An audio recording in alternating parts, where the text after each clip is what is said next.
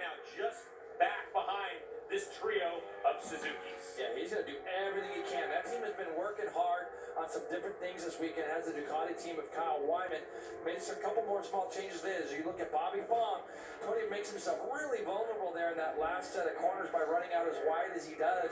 These guys are going to take advantage of that. If they're this close again that next lap, you can expect Bobby Fong to go up underneath Tony Elias in that turn 14-15 area.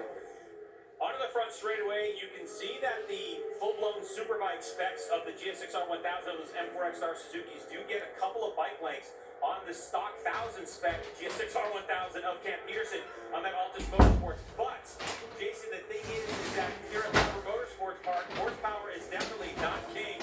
Corner speed helps. Bobby Fong trying to go up the inside. Hard on the brakes. Into turn number 5.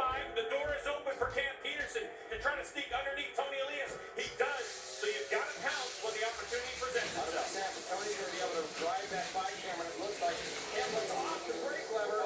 He goes fast. Elias as they go down into the museum corner to get himself up to 4th. So these guys didn't have to wait till turns 15 and 16 to do anything. Now they're on their way. Kyle Wyman all the while just keeps chipping away at the 3 Suzukis in front of him. Cam Peterson looking so strong.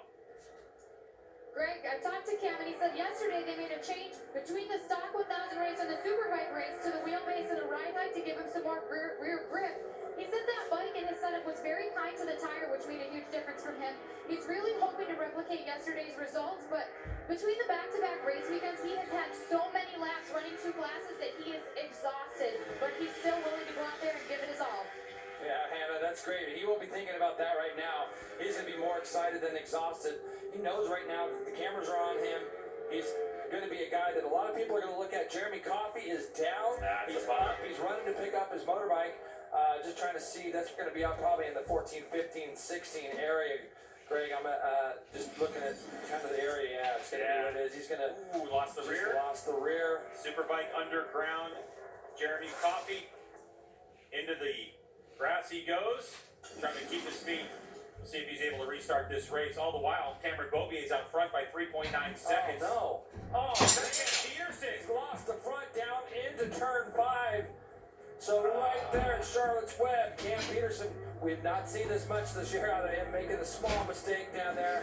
Let's see what happens. He's going to get in behind the back of Bobby Fong here. Everything looks pretty normal. And he's probably just going to end up losing the front, Greg. It looks like he almost... Yeah, he was trying to cut the bike back. I don't think he was really doing anything special, but he had a little bit more lean, and that's going to frustrate him. And he knows for Cameron Peterson that, wow, he had such a strong result in front of him. I mean, that was for a podium position. As Fong was in 3rd, Peterson was in 4th.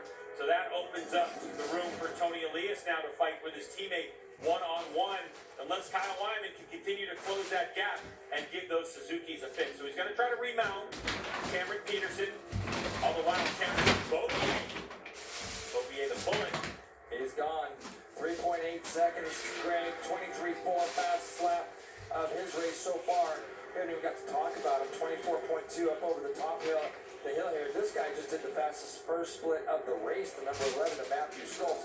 He still has head down. He was a 10th quicker than Cameron that last lap. So probably Cameron sees +3 or +4 on his board and then starts to manage. All the while Matthew Schultz still has that head down trying to catch up. Jake Gagne locked in a battle for 2nd place with Matthew Schultz nowhere in the frame, but 6th on the racetrack currently, Jamie.